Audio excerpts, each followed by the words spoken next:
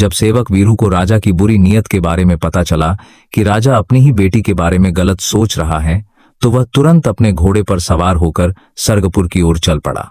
पुराने जमाने में जब राजाओं की शादी होती थी तो कन्या का पिता अपनी बेटी को दहेज के साथ किसी भरोसेमंद सेवक के साथ विदा करता था।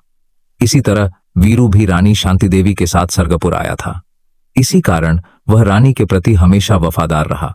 उसे जैसे ही राजा की बुरी नीयत का पता चला, वह रात होने से पहले राजकुमारी चारुलता तक पहुंचना चाहता था और उसे सब कुछ बता देना चाहता था। वह तेजी से महल की ओर बढ़ रहा था। उधर जब राजा रुद्रसेन का संदेश राजा धीरसेन के बेटे राजकुमार अर्जुन सेन तक पहुंचा तो वह पूरी तरह से हैरान रह गया। उसकी हालत ऐसी हो गई जैसे शरीर में जान ही न हो। करीब 7008 साल पहले जब उसकी शादी राजकुमारी चारुलता से हुई थी, तभी से वह उसी की याद में जी रहा था। वह उसकी मासूमियत और उसकी आंखों की चमक को आज तक नहीं भूला था। हर दिन वह यही सपना देखता कि एक दिन उसकी पत्नी चारुलता उसके पास वापस आएगी, पर आज उस पर जैसे दुखों का पहाड़ टूट पड़ा था। उसे यकीन ही नहीं हो रहा था कि अब उसकी पत्नी इस दुनिया में नहीं रही।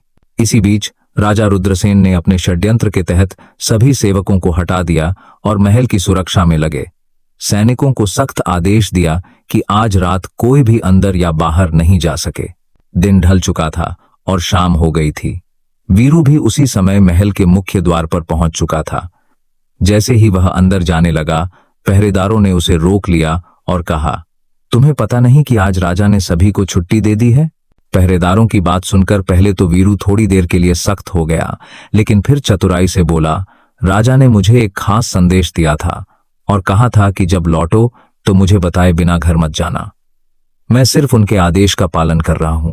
वीरू की बात सुनकर पहरेदारों ने उसे अंदर जाने दिया।